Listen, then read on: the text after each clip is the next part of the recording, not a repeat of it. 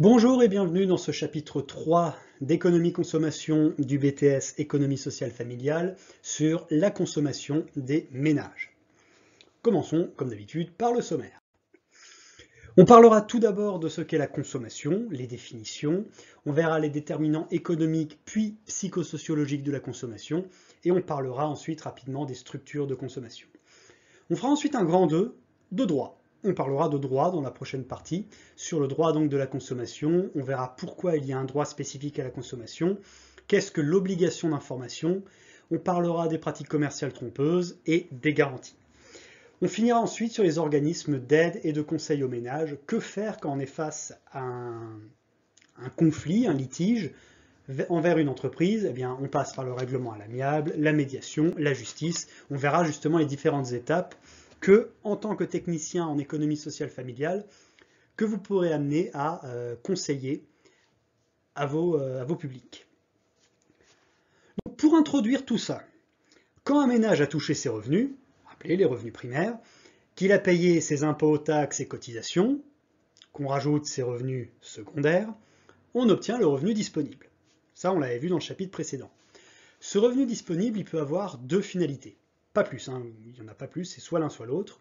Soit vous le consommez, soit vous l'épargnez.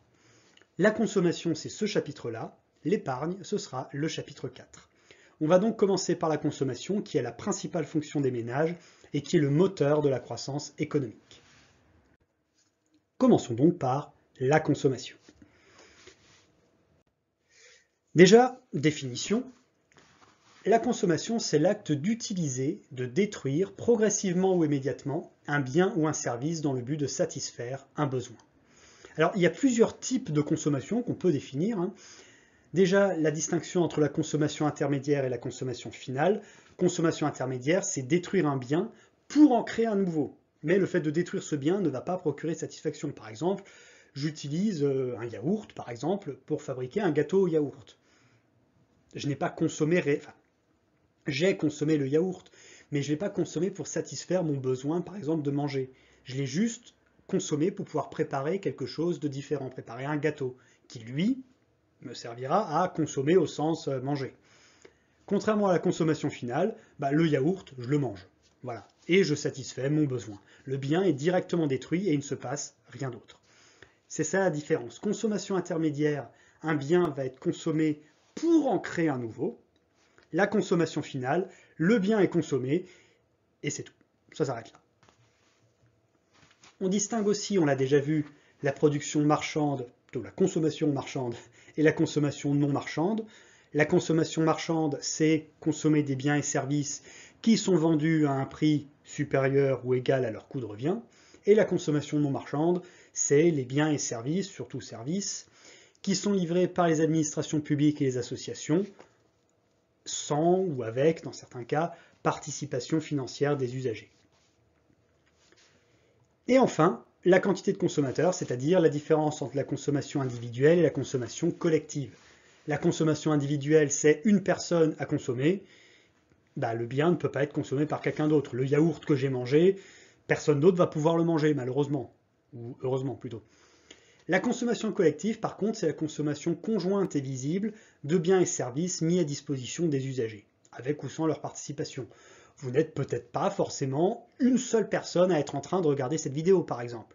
Peut-être qu'il y a d'autres personnes en même temps, ailleurs en France ou même ailleurs dans le monde, qui sont en train de regarder cette vidéo. On est donc sur de la consommation collective. C'est pas parce que l'une des personnes consomme un bien ou un service que les autres ne peuvent pas. C'est ça la consommation collective.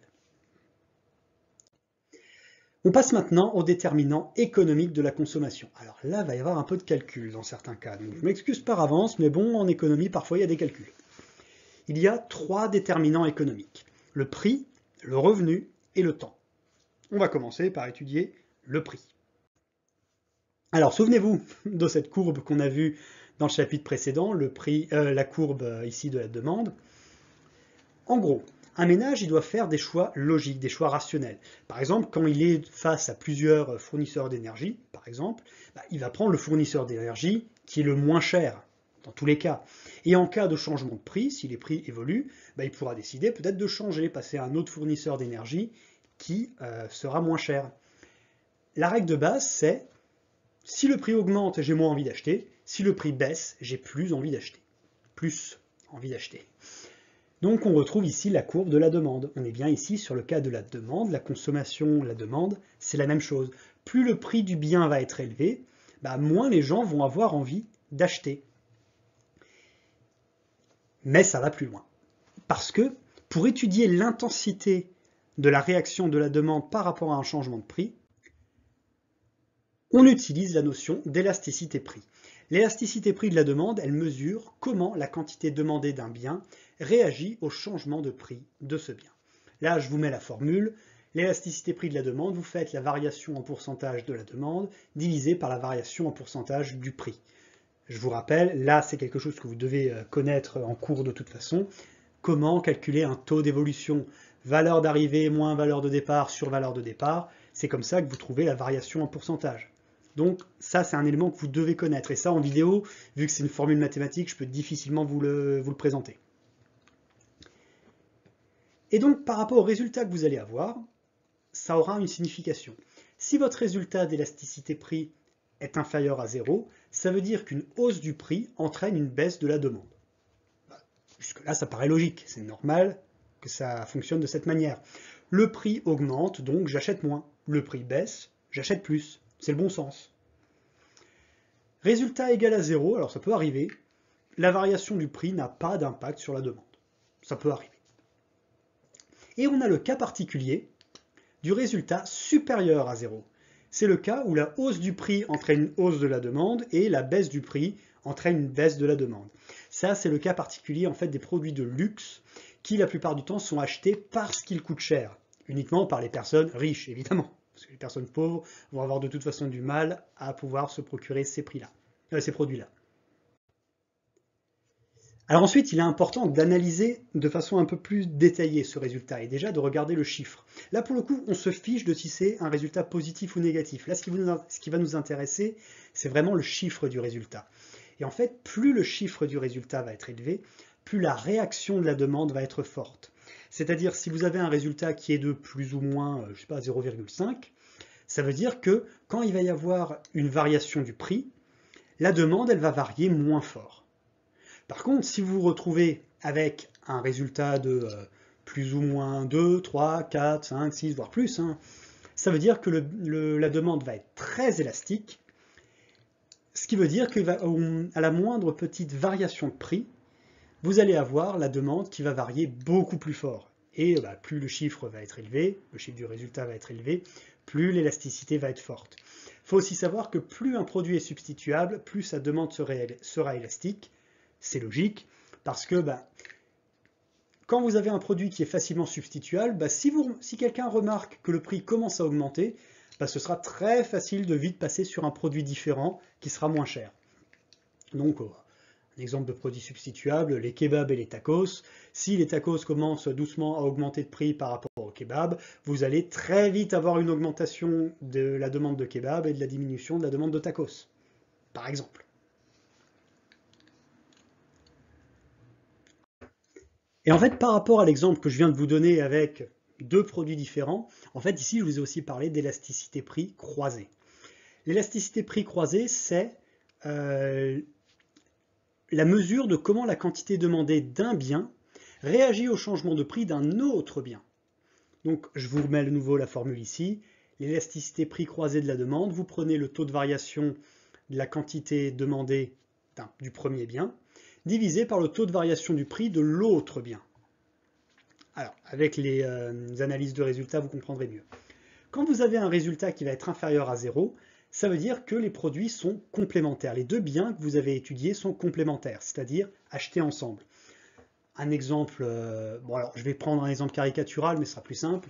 Si vous avez le prix de l'essence qui augmente, les personnes, de façon générale, vont acheter moins d'essence, mais vont aussi acheter moins de voitures, parce que si l'essence est moins chère, pour les gens qui veulent acheter une voiture, ça donne moins envie. Et donc, ce sont des produits complémentaires. Il n'y a que le prix de l'essence qui a augmenté, mais en contrepartie, il y a aussi la demande de voitures qui diminue. Quand vous avez le résultat qui est égal à 0, là par contre ça arrive assez souvent, c'est des produits indépendants. C'est pas parce que le prix des ordinateurs augmente que la demande de grille-pain va diminuer. Par exemple, ce sont des produits indépendants. Et quand vous avez le résultat supérieur à 0, ce sont des produits substituables. Là, je répète ce que c'est qu'un produit substituable. C'est un produit qu'on peut remplacer par un autre. Et là, vous retrouvez l'exemple que je vous ai donné avec les tacos. Si vous avez le prix des tacos qui augmente, vous allez avoir leur demande qui va diminuer, forcément. Et en contrepartie, très certainement, vous allez avoir une hausse de la demande des kebabs, par exemple. Voilà ce que c'est que des produits substituables. C'est ça l'élasticité prix croisée de la demande. Donc, évidemment, vous vous doutez que ces cours-là, c'est des compléments à ce que vous voyez en cours. Moi, je ne peux pas vous mettre d'exercices ou même d'exemples, parce que faire des exemples mathématiques uniquement en vidéo, c'est pas ce qu'il y a de plus intéressant et pas ce qu'il y a de plus simple. Donc là, je ne vais pas pouvoir vous mettre d'exemples, d'illustrations, de calcul d'élasticité prix. Donc je compte sur vos recherches, sur vos travaux, sur votre travail en cours, pour pouvoir illustrer tout ça. On passe au deuxième déterminant économique de la consommation, c'est le revenu. La consommation, elle va dépendre aussi naturellement du revenu. L'économiste John Maynard Keynes, qu'on a vite fait évoquer lors du chapitre précédent, il a donné la meilleure explication de la relation entre consommation et revenu. En plus du lien basique du « la consommation augmente en même temps que le revenu », il existe aussi ce qu'on appelle une consommation incompressible. En fait, les ménages ont une partie de leur consommation qui est incompressible, des dépenses qui sont obligatoires à la survie, le loyer, la nourriture, etc. Vous voyez, c'est pour ça que la courbe rouge que vous avez sur le schéma, elle ne démarre pas à 0, elle démarre un peu plus haut, parce qu'il y a une consommation incompressible. Et ensuite, l'évolution de la consommation, elle va être liée à la hausse du revenu, qui va dépendre de deux facteurs principaux, la propension marginale à consommer et l'élasticité revenu. Et c'est ce qu'on va étudier maintenant. Déjà, propension marginale à consommer. Avant de parler de la propension marginale à consommer, je vais vous parler de la propension moyenne à consommer. La propension moyenne à consommer, c'est simplement, en moyenne, les Français, quel pourcentage, quelle part de leurs revenus disponibles vont-ils utiliser pour consommer? Actuellement, en France, on est à peu près sur du 80%. Donc ça veut dire que les 20% restants, c'est de l'épargne. Ça, c'est la propension moyenne à consommer. Mais la propension marginale à consommer, on ne va pas regarder le revenu disponible, on va uniquement regarder la hausse du revenu. En fait, quand vous entendez le mot marginal en économie, on va parler d'un raisonnement à la marge, c'est-à-dire un raisonnement par rapport à une unité en plus. Donc là, on ne va pas s'intéresser, je ne sais pas, vous touchez un salaire habituellement de 2000 €, par exemple, et une fois, vous touchez 2002, vous avez reçu 200 € de prime. Dans la propension marginale à consommer, on ne va pas s'intéresser aux 2002 €, enfin 2200 €, on va plutôt s'intéresser aux 200 € supplémentaires que vous avez eus. Et qu'est-ce que vous allez en faire? C'est ça, en fait, la propension marginale à consommer. C'est qu'est-ce que vous faites de la hausse exceptionnelle de votre revenu. On ne cherche pas à savoir qu'est-ce que vous faites de votre revenu global, uniquement de la hausse. Et ça, par contre, j'ai mis des points d'interrogation parce que, en France, évidemment, enfin, en France, partout dans le monde, on ne peut pas donner de chiffre moyen parce que ça va être quelque chose qui va complètement dépendre de la personne. Vous pouvez avoir des personnes, quand ils ont une prime, ils vont plutôt tout mettre de côté. Et donc vont avoir 0% consommation, 100% épargne. D'autres personnes vont faire complètement l'inverse, vont tout consommer pour se faire plaisir et vont rien épargner. D'autres vont un peu consommer, un peu épargner, etc. Et c'est ça en fait la propension marginale à consommer. Ça va être la capacité, enfin pas vraiment la capacité, mais plutôt la volonté du ménage de consommer ou non sa hausse de revenus. Et c'est pour ça que c'est important, le revenu, comme déterminant économique de la consommation. Voilà pour la propension marginale à consommer. Passons maintenant au cas de l'élasticité revenu. Alors, on a déjà parlé des élasticités, donc vous verrez, les formules sont très similaires. L'élasticité revenu, elle permet de mesurer l'intensité de la réaction de la demande des consommateurs par rapport à une variation de leur revenu. Et pour ça, on va se servir de ce qu'on appelle les lois d'Engel. Les lois d'Engel, elles montrent les évolutions de la consommation selon justement le revenu. On a une première loi qui dit que, en cas de hausse du revenu, on va avoir une baisse de la consommation alimentaire, de la part de la consommation alimentaire. C'est pour ça que je vous ai mis ce schéma juste à côté, en rouge et en orange. En rouge, vous avez le revenu et la part des dépenses alimentaires en euros, donc vraiment en valeur.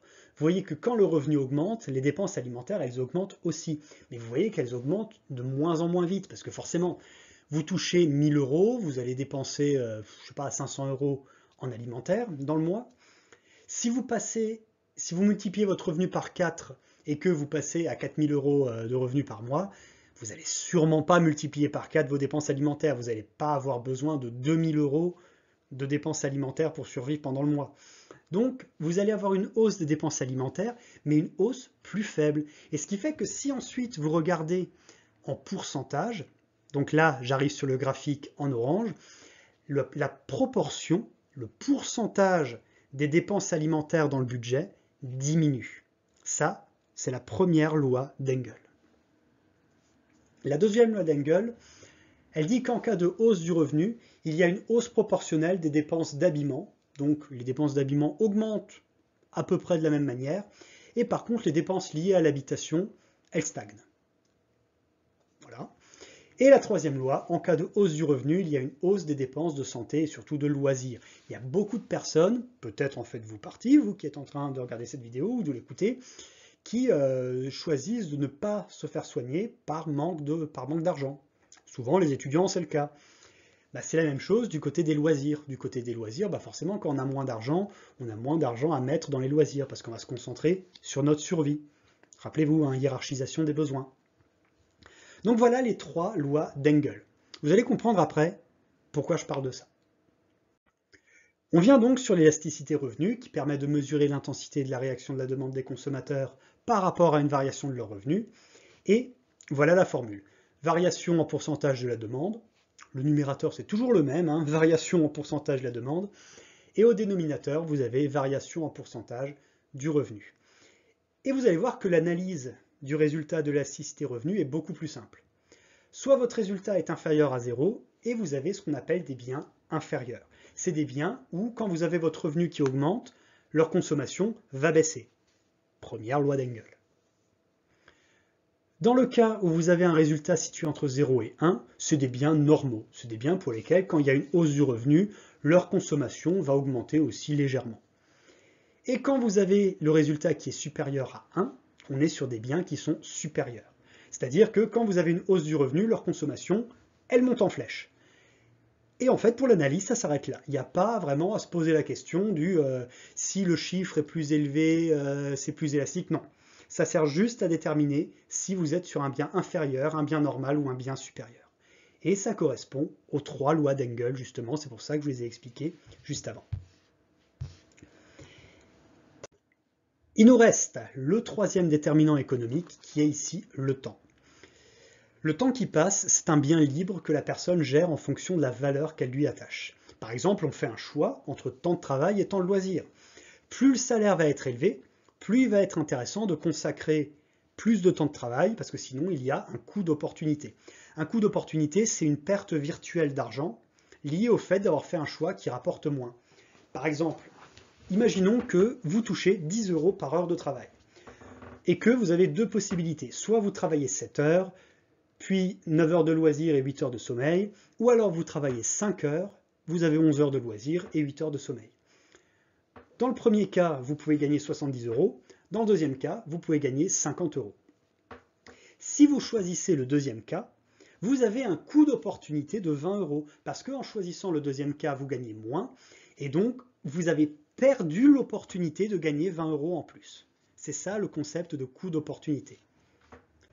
Et en fait, ce coût d'opportunité, il devient de plus en plus fort aujourd'hui. Et donc les personnes, elles cherchent à satisfaire leurs besoins, en utilisant le moins de temps possible. Donc on dort moins, on mange vite, etc. Et le consommateur régulièrement overbooké. Mais au moins il a plus d'argent, il se dit ça. Et l'économie et la société de nos jours surchauffent, et on se retrouve avec des troubles psychiques qui sont de plus en plus fréquents, des dépressions, des troubles du comportement alimentaire, des troubles anxieux, etc.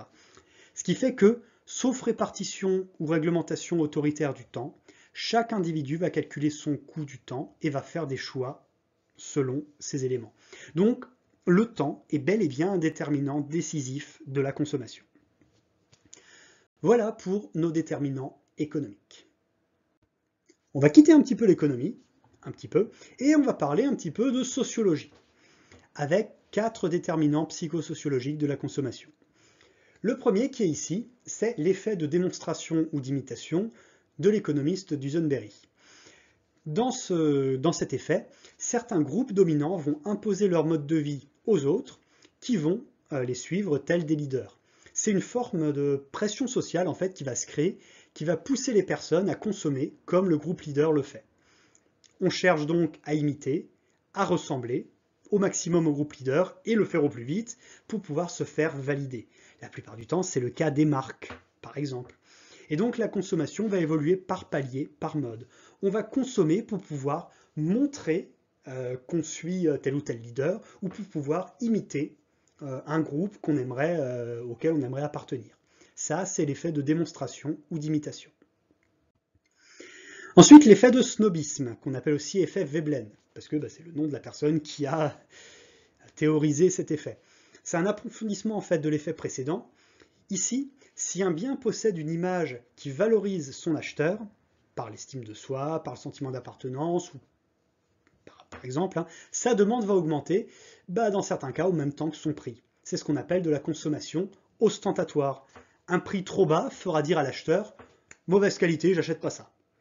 Et c'est comme ça que les entreprises doivent déterminer ce qui s'appelle un prix psychologique.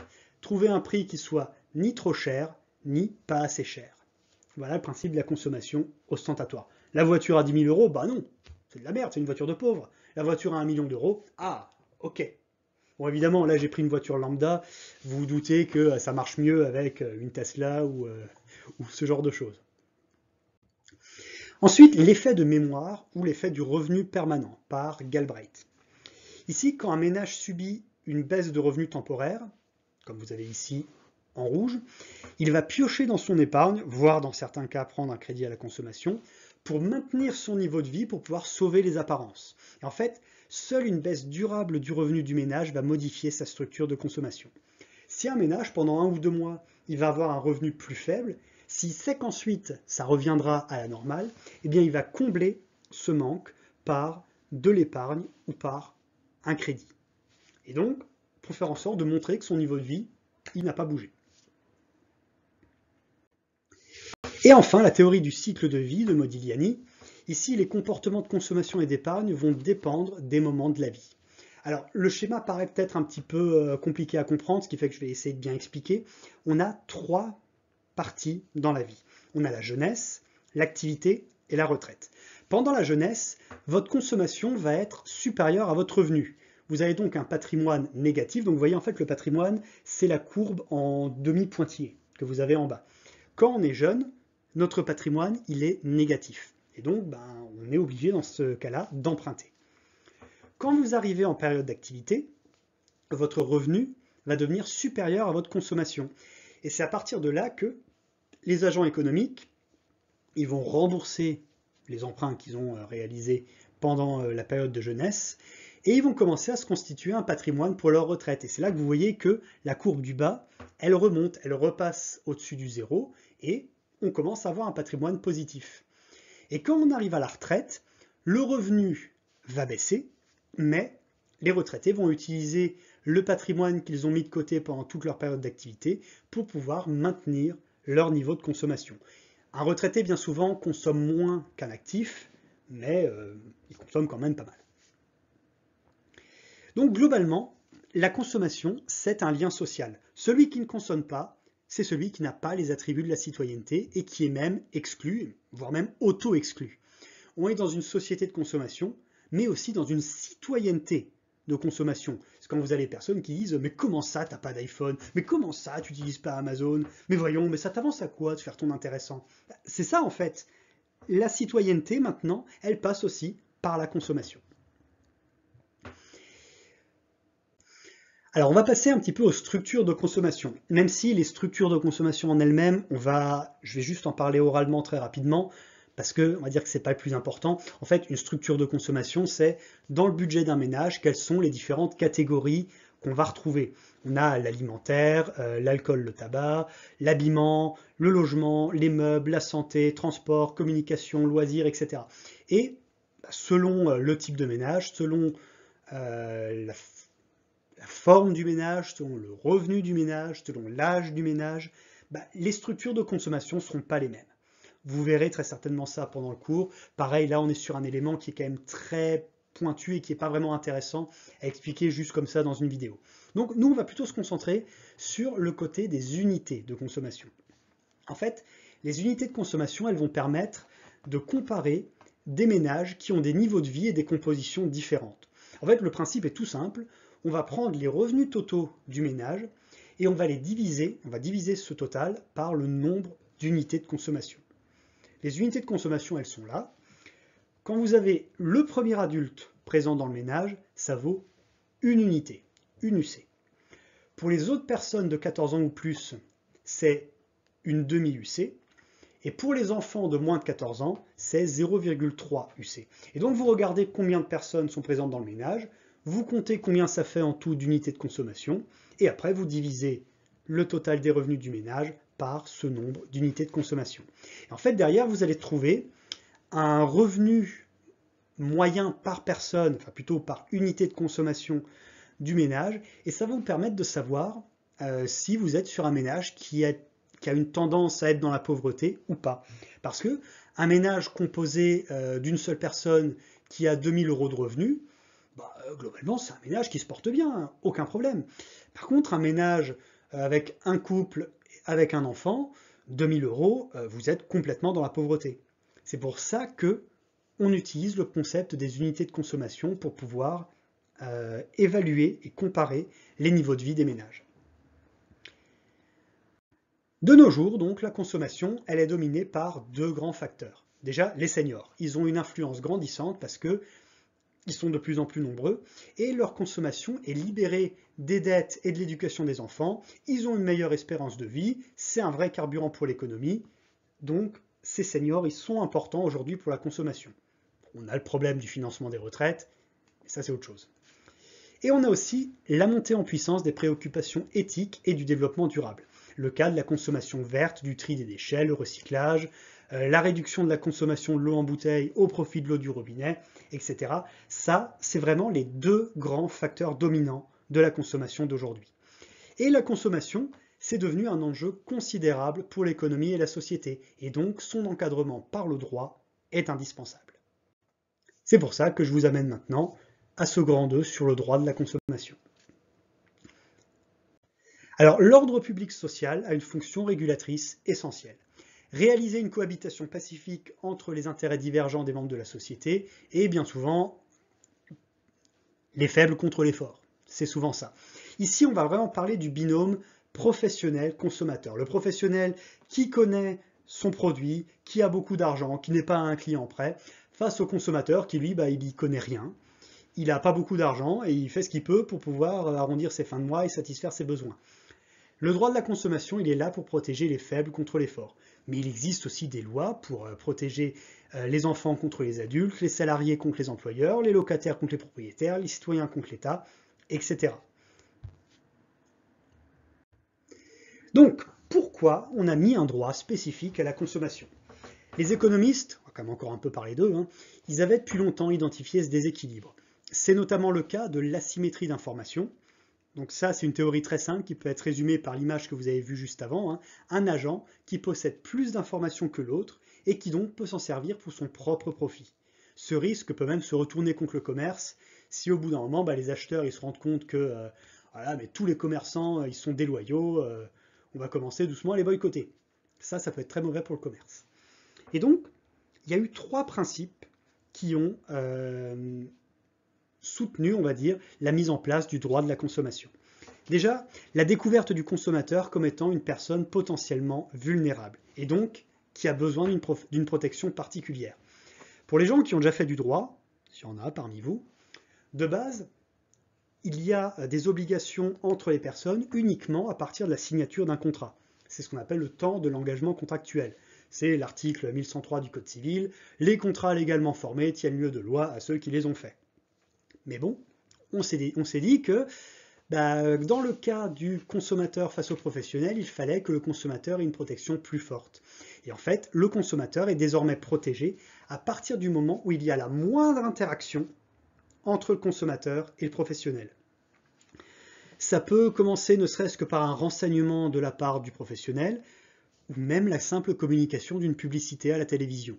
Dès la communication d'une publicité, dès la moindre interaction entre un consommateur potentiel et un professionnel, il faut qu'il y ait une protection du consommateur. Voilà déjà le premier cas, enfin le premier principe. Deuxième principe, le droit de la consommation se surajoute à la protection du droit civil. En fait, il y a déjà le code civil qui protège les personnes. Un exemple tout bête, toujours avec les consommateurs, article 1602 du code civil, le vendeur est tenu d'expliquer clairement ce à quoi il s'oblige. Tout pacte obscur s'interprète contre le vendeur. Voilà, c'est une règle assez basique, mais le code de la consommation, il a dit c'est pas suffisant ça, il faut qu'on soit un peu plus clair. Et donc le code de la consommation, il a rajouté l'article L211-1 du code de la consommation qui dit « Les clauses des contrats proposées par les professionnels aux consommateurs et aux non-professionnels doivent être présentées et rédigées de façon claire et compréhensible. » Donc en fait, on voit vraiment que le code de la consommation, il donne des obligations supplémentaires aux professionnels pour pouvoir protéger les consommateurs. Troisième principe, le droit de la consommation, c'est un droit qui est conçu pour être évolutif et réactif. Le code civil et le code de la consommation, il y a des règles qui sont à l'intérieur, mais en fait, à la base, c'est surtout le juge qui va être au centre de ce droit de la consommation. Parce que c'est le juge, quand il va découvrir de nouvelles pratiques déloyales pour pouvoir déséquilibrer la relation entre le professionnel et le consommateur, ça va être à lui de dire « ça c'est déloyal, on l'interdit, on le sanctionne ». Et un peu plus tard, le code de la consommation, par exemple, il va l'intégrer à l'intérieur. Mais c'est surtout le juge qui va jouer là-dedans. C'est pour ça qu'on appelle ça un droit jurisprudentiel. Jurisprudentiel parce que ça va être le juge qui va être en première ligne dans la condamnation des nouvelles techniques de vente. Pour info, la jurisprudence, qu'est-ce que c'est? C'est l'ensemble des décisions rendues par les tribunaux. Donc la loi, elle n'est pas la seule à fixer des règles, parce qu'en cas de flou, le juge, il va interpréter la loi et il va rendre une décision motivée qui fera force de loi. C'est ça, la jurisprudence. Et vous, en tant que travailleurs sociaux, vous devrez suivre régulièrement l'actualité judiciaire, législative, réglementaire, pour donner à vos publics l'information la plus actualisée possible. Passons maintenant à l'obligation d'information. Déjà, principe de base, il y a une obligation d'information et de conseil pour le consommateur. Le professionnel doit informer et conseiller le consommateur pour que le consommateur, derrière, puisse donner son consentement le plus éclairé possible. Dans le détail, cette obligation d'information et de conseil, elle contient un certain nombre de règles, comme par exemple indiquer un prix toute taxe comprise suffisamment clair, la présence, par exemple dans les supermarchés, d'un prix selon une unité de mesure, regardez toujours le prix au kilo, c'est très important.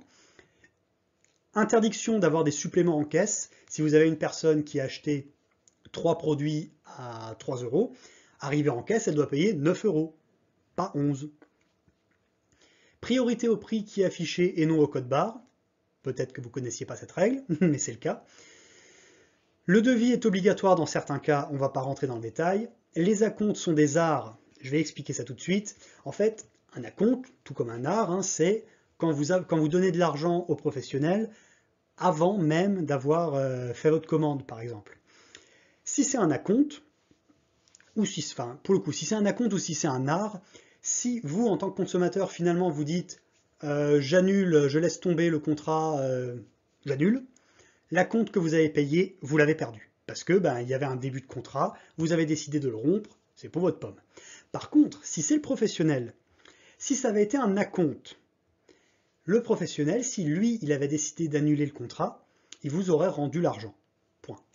Si c'est un art, il doit vous rendre le double de ce que vous avez donné. Donc, ça oblige le consommateur à rester sur son obligation, à ne pas décider à un moment, en dernière minute, de dire finalement non, le contrat, j'ai pas envie avec vous, donc on laisse tomber.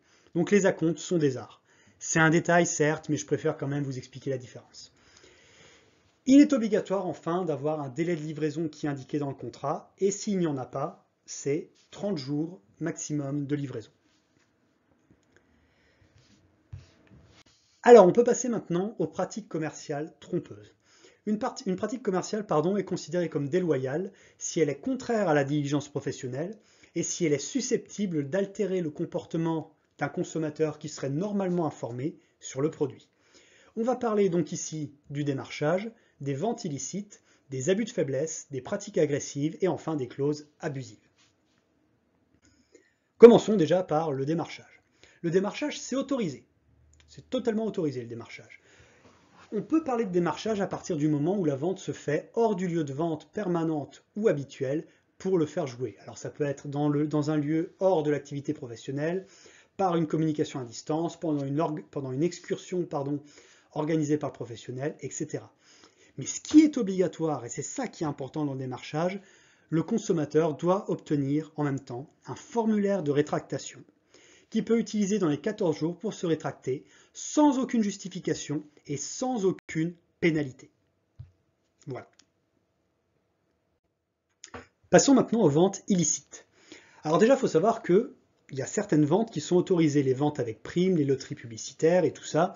Ça, c'est autorisé si elles ne sont pas déloyales.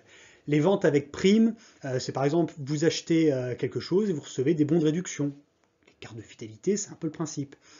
Les loteries publicitaires, c'est par exemple, vous achetez des biens et vous pouvez, grâce à cet achat, participer à un tirage au sort. C'est autorisé tant que ce n'est pas considéré comme déloyal.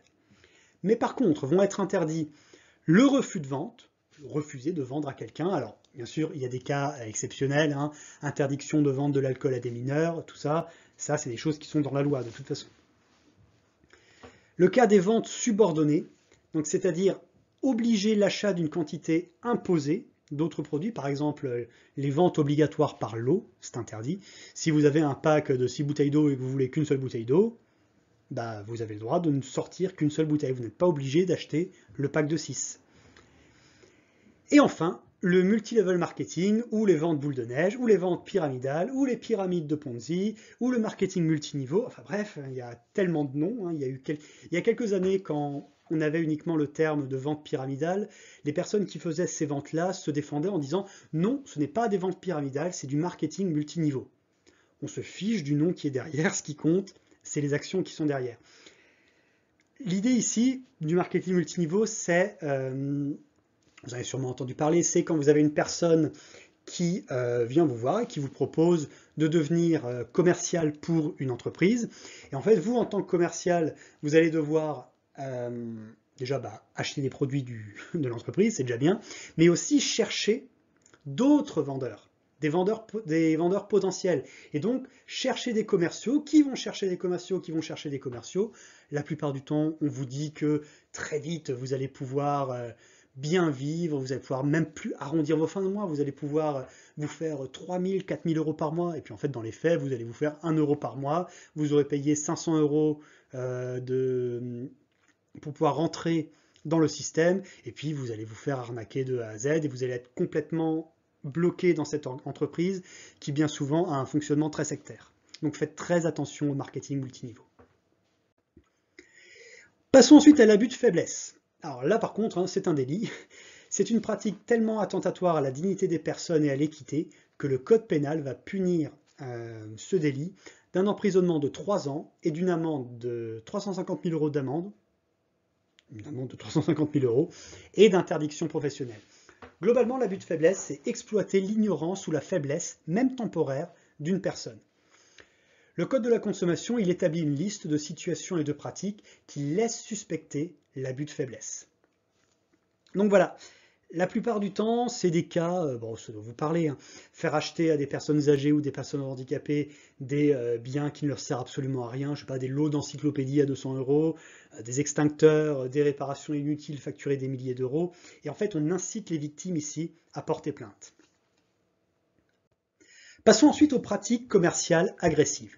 Alors pour savoir si une pratique commerciale est agressive, si elle a recours au harcèlement, à la contrainte, à la force physique, une influence injustifiée, on va prendre en considération plusieurs éléments. Le lieu, la pratique en elle-même, la persistance, s'il y a des menaces physiques ou verbales, si on exploite le malheur subi par la victime, si on met en place un obstacle pour empêcher le consommateur de faire valoir ses droits, ou s'il y a une menace d'une action qui serait légalement impossible.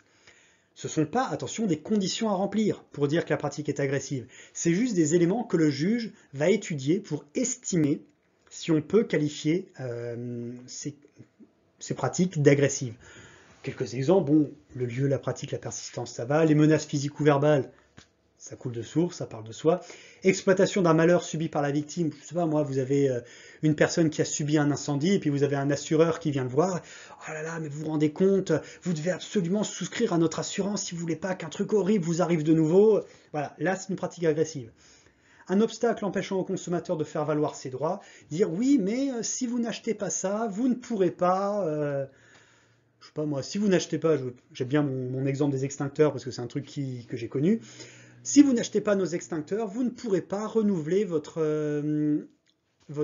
assurance responsabilité civile pour votre logement, ce qui est totalement faux. Ou la menace d'une action légalement impossible. Je sais pas moi, si vous n'avez pas suffisamment d'extincteurs dans votre logement, on peut vous le saisir et vous faire payer une amende. C'est totalement faux. C'est pour ça qu'on parle d'une menace d'une action légalement impossible. Donc tout ça, ça forme les pratiques commerciales agressives. On a ensuite les clauses abusives. Alors les clauses abusives, c'est très simple, mais je vous mets quand même l'article du Code de la consommation qui correspond. Dans les contrats conclus entre professionnels et consommateurs, sont abusives les clauses qui ont pour objet ou pour effet de créer au détriment du consommateur un déséquilibre significatif entre les droits et obligations des parties au contrat. Donc en gros, on sait déjà que la relation professionnel-consommateur, elle est déjà pas très juste, hein. Le professionnel a beaucoup plus de force, on va dire, que le consommateur. Et en fait, une clause abusive, elle va encore plus augmenter la force du consommateur et la force du professionnel, pardon, et la faiblesse du consommateur. Et juridiquement, ces clauses, c'est très simple, elles sont réputées non écrites. En fait, réputées non écrites, ça veut presque dire ce que ça veut dire. On fait comme si elles n'existaient pas. On fait comme si elles n'étaient pas écrites dans le contrat. Le Code de la consommation, il intègre en fait deux listes fixées par le Conseil d'État qui va recenser d'un côté des clauses abusives qu'on appelle irréfragables en droit. Ça veut dire que le professionnel, il ne peut pas essayer de se justifier pour dire oui, mais non, en fait, c'est pas ça. Non, c'est une clause abusive, point. Et les clauses présumées abusives qui laissent quand même la possibilité d'apporter la preuve contraire. Mais voilà, une clause abusive, c'est vraiment une clause qui va essayer de baisser encore plus le pouvoir du consommateur. Et donc on fait comme si elle n'existait pas. Voilà en tout cas pour les pratiques commerciales trompeuses. Il nous reste le cas ici des garanties. On va les voir très rapidement, les garanties.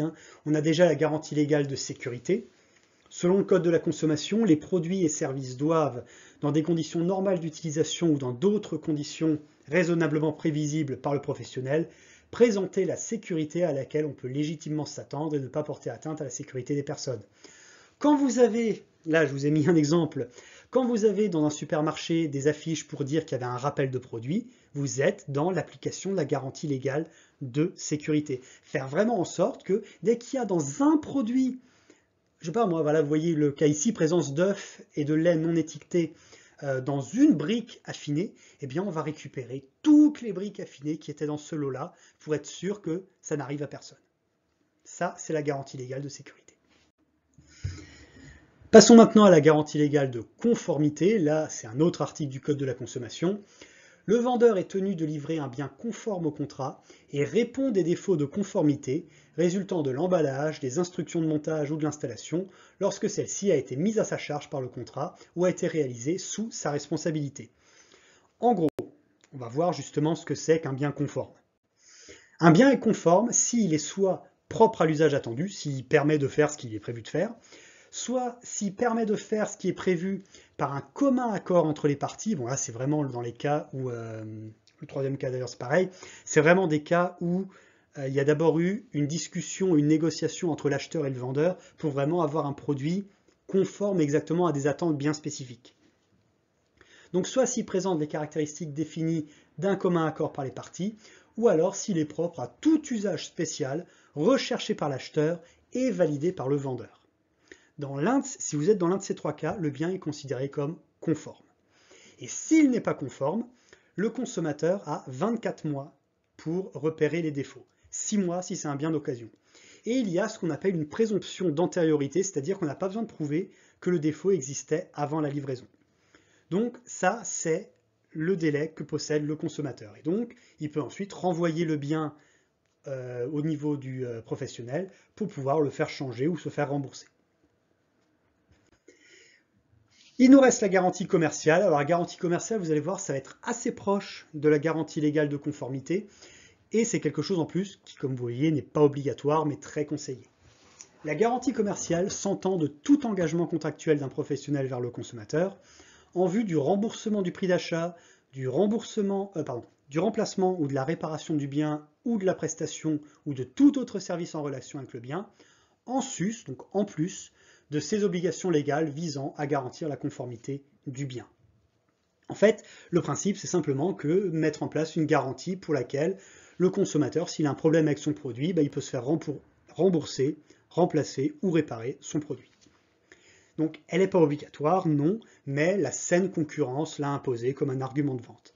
Elle doit être gratuite, et s'il y a une extension qui est payante, il faut absolument que tous les éléments, et les éléments qui sont dans la base gratuite, soient explicitement décrits. Et elle contient ce qu'on appelle la garantie des vices cachés. La garantie des vices cachés, en gros, c'est le vendeur est tenu de la garantie à raison des défauts cachés de la chose vendue qui la rendent impropre à l'usage auquel on la destine ou qui diminue tellement cet usage que l'acheteur ne l'aurait pas acquise ou n'en aurait donné qu'un moindre prix s'il les avait connus. Et le vendeur n'est pas tenu des vices apparents et dont l'acheteur a pu se convaincre lui-même. Alors, je vais expliquer. En gros, un bien, quand vous l'achetez, ou même une prestation de service, mais avec un bien c'est un peu plus simple, il peut y avoir des vices. Il y a des vices qui sont apparents, donc là c'est l'article 1642. Les vices apparents, qui sont censés être bien visibles, le vendeur, lui, c'est pas son problème. L'acheteur, par contre, il doit pouvoir se convaincre lui-même de la présence de ces vices apparents, et donc c'est son problème.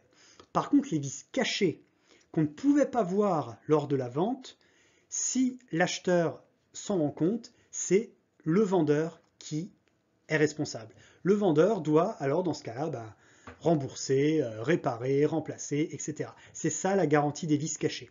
S'il y a un vice qui rend l'objet, le bien, impropre à son usage normal, ou alors qui diminue tellement cet usage que l'objet il est quasiment inutilisable, que l'acheteur ne l'aurait pas acheté, ou alors ne l'aurait pas acheté aussi cher. Voilà, c'est soit dans le cas où, à cause d'un truc caché, le bien est inutilisable, ou alors quasiment inutilisable. Et cette garantie, justement, elle va permettre au client d'obtenir soit l'annulation de la vente, la résolution de la vente, ou une réduction du prix, et toujours des dommages et intérêts. Et ça, c'est important, les dommages et intérêts. C'est une somme d'argent, alors c'est le juge qui la fixe, qui permet de compenser un dommage subi. Voilà un petit peu pour le droit de la consommation. Donc, il faut savoir que la loi, elle est riche en protection du consommateur. Il faut savoir qu'en France, on peut critiquer autant qu'on veut la loi en France, mais par contre, on a l'un des droits de la consommation les plus forts. Et donc, en fait, en France, c'est pas le droit qui fait défaut, mais c'est plutôt la connaissance et le manque plutôt de connaissance de ces droits par le consommateur. Et vous, en tant que travailleurs sociaux, alors vous serez aussi aidé, bien entendu, par les associations de consommateurs, les entrepreneurs honnêtes, etc. Vous allez devoir aider les différents publics, surtout quand ils sont victimes d'un comportement illicite et déloyal, leur montrer quels sont leurs droits, qu'est-ce qu'ils peuvent faire quand ils sont face à un problème de ce type. Donc voilà, on n'est pas sur un problème de manque de droits, on est sur un problème de manque de connaissance du droit de la part des consommateurs. Voilà pourquoi c'est très important que vous soyez là, que vous soyez présent pour vos publics et que vous soyez en mesure de pouvoir leur donner les aides juridiques, pas forcément juridiques, mais en tout cas les aides pour les aiguiller selon leur situation. Et c'est pour ça que ça nous amène au grand 3, les organismes d'aide et de conseil aux ménages. Donc quand vous êtes face à un ménage qui a un problème avec une entreprise, qu'est-ce qu'on peut faire ? Première étape, il y a un règlement à l'amiable, il faut contacter le service client de l'entreprise. Essayez de le contacter, trouver une solution par amiable. C'est mieux de le faire par mail, j'ai mis un téléphone comme icône, mais c'est mieux de le faire par mail pour pouvoir conserver une preuve de l'envoi de ce mail. Si le premier contact n'est pas satisfaisant, vous pouvez partir avec une lettre recommandée avec accusé de réception, avec l'objet de la demande, vos coordonnées, le numéro de client, le numéro de commande, etc. pour faire votre demande. Autre possibilité, vous pouvez vous renseigner auprès de la DGCCRF, donc la Direction Générale de la Concurrence, de la Consommation et de la Répression des Fraudes. Vous savez, c'est l'organisme qui terrifie les gens qui vous téléphonent pour vous parler de votre compte personnel de formation, oui. En fait, sur le site de la DGCCRF, il y a des fiches pratiques qui sont mises en place et qui contiennent plein de conseils juridiques que vous pouvez utiliser selon votre situation. Ou alors vous pouvez même contacter directement la DGCCRF. Il est aussi possible d'utiliser la plateforme en ligne Signal Conso, qui vous permet de signaler un problème rencontré dans le cadre d'un achat sur Internet, et ça permet dans certains cas de bénéficier de conseils sur les démarches à entreprendre. Voilà. Et autre possibilité, toujours dans le règlement à l'amiable, contacter une association de consommateurs, comme 60 millions de consommateurs, UFC Que Choisir, etc. Ces associations, elles vont aider le consommateur à faire valoir ses droits auprès de l'entreprise avec laquelle il y a litige. Et si la première étape n'a pas marché, vous passez à la deuxième, la médiation. Alors il y a plusieurs types de médiateurs. Vous avez le médiateur de la consommation. C'est un mode de résolution amiable des litiges qui est gratuit et confidentiel. La seule chose, c'est que vous devez avoir essayé de contacter l'entreprise avant. Vous devez apporter la preuve que vous avez tenté de contacter l'entreprise et que ça n'a servi à rien. C'est accessible à toute personne qui a un différend avec un professionnel qui lui a vendu un produit ou fourni un service. Vous avez alors dans le cas des litiges avec les impôts, la douane ou tout ce qui est financier, le médiateur des ministères économiques et financiers.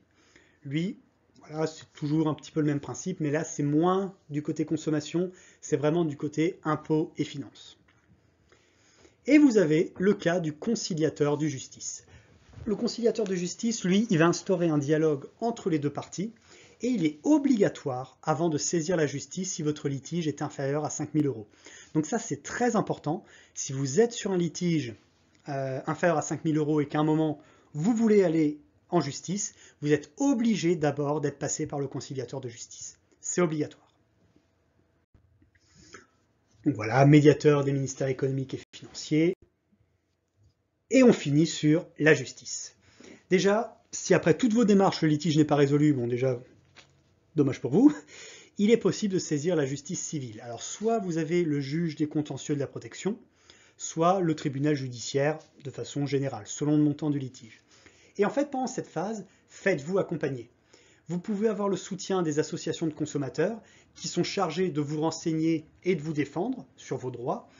Vous pouvez les solliciter dès le début du litige, vous avez vu, on les avait dans l'étape 1, ou directement au moment de l'action en justice, vous n'êtes pas obligé.